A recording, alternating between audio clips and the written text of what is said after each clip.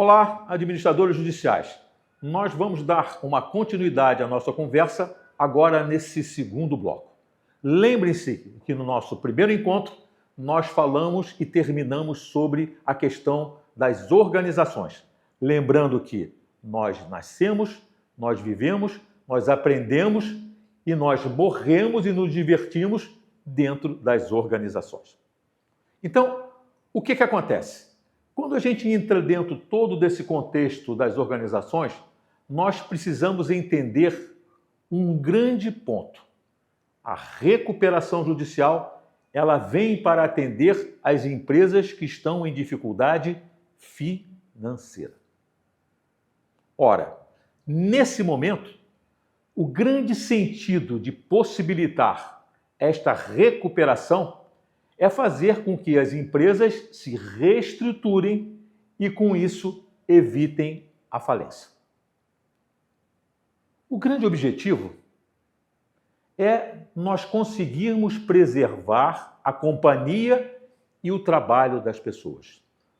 Uma pessoa sem emprego, a gente sabe exatamente o que pode ocorrer com a vida dessas pessoas e a cadeia produtiva e financeira que ela provoca a partir do momento em que ela perde esse tipo de atividade.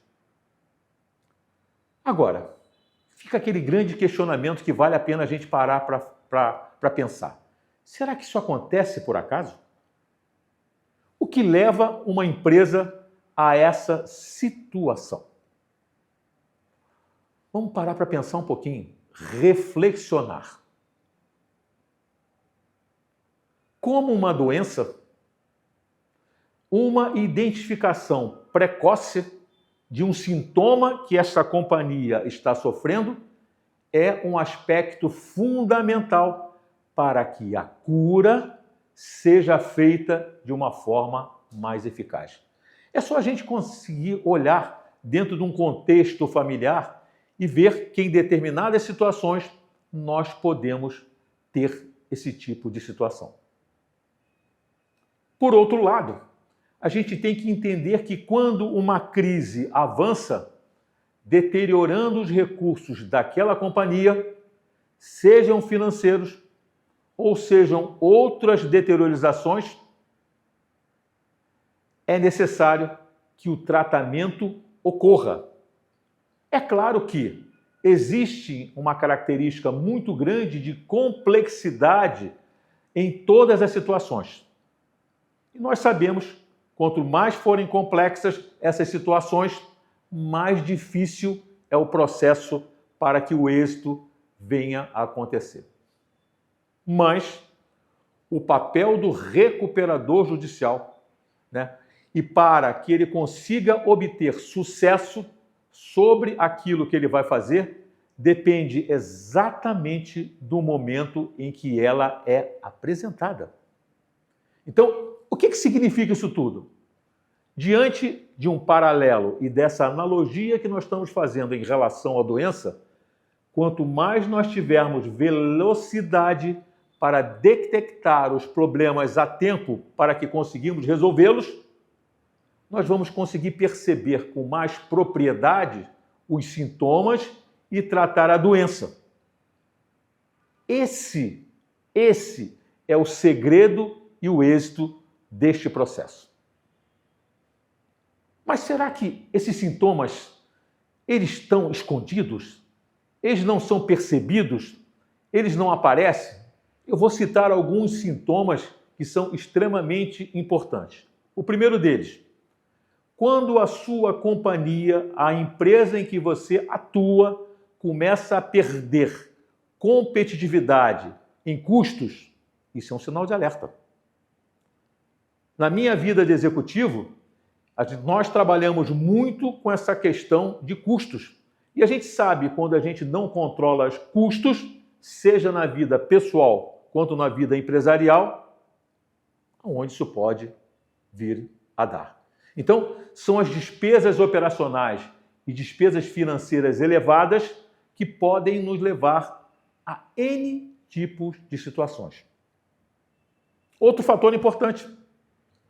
Quando a sua companhia apresenta um resultado líquido negativo, um prejuízo, opa, acionou um sinal de alerta. Eu perdi faturamento, meus clientes me abandonaram.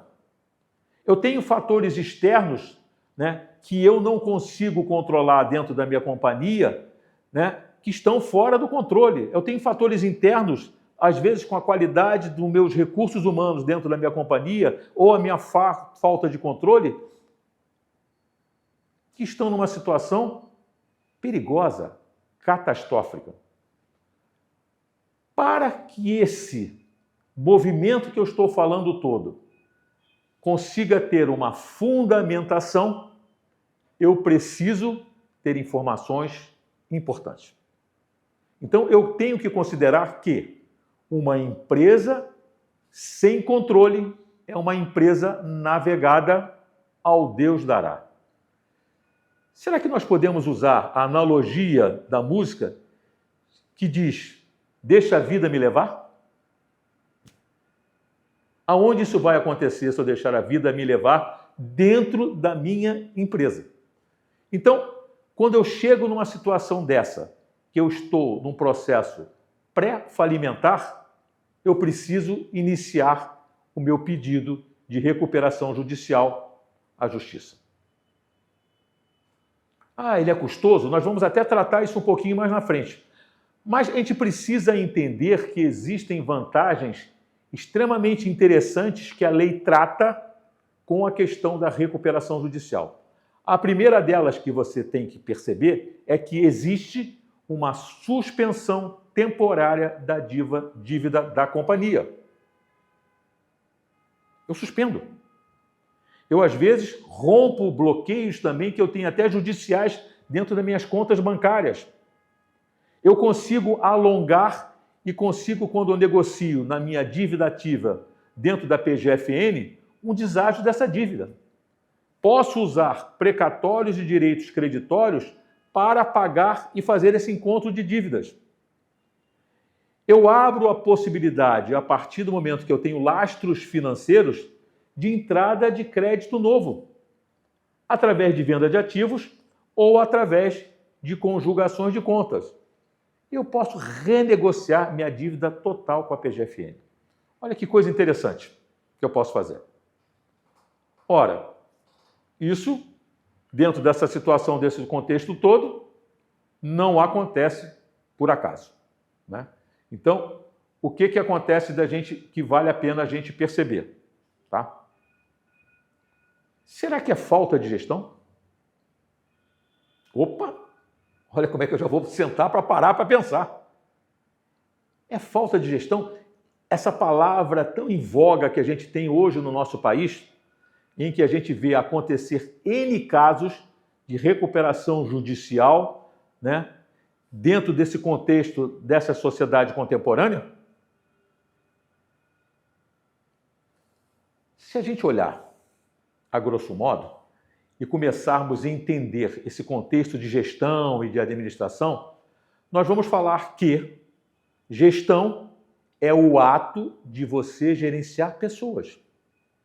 Não falamos no primeiro bloco que as empresas são constituídas por pessoas e que são as pessoas que fazem a diferença? Então, se eu não tenho a capacidade de gerenciar pessoas de forma adequada, eu posso ter um problema. Como eu posso ter pessoas em funções e atividades erradas. Então, outro processo que é interessante a gente perceber em um modelo de gestão é ver exatamente como eu atuo com meus processos organizacionais. Será que diante todo esse arcabouço, eu tenho um alinhamento comum entre os setores da minha companhia em busca de um objetivo? Olha que a gente tem um monte de coisa para a gente parar para pensar. Eu estou aqui pensando. Então, para que você tenha esta capacidade de gerenciar pessoas, e volto a afirmar, são pessoas que fazem a diferença, esse gestor que conduz esta companhia precisa de ter capacidades de pensamento estratégicos, ter bons KPIs, que são indicadores de desempenho, e, essencialmente, ter uma liderança para convencer as pessoas que o que ele está fazendo é essencial. Ao mesmo tempo, ele tem que ter um perfil agregador, como se fosse um grande maestro de uma orquestra. E esse grande maestro, ele se preocupa com a condução e o passo de cada instrumento para criar o resultado mais harmonioso possível. Bem, nós vamos dar continuidade no nosso próximo bloco. Fica atento, não perca!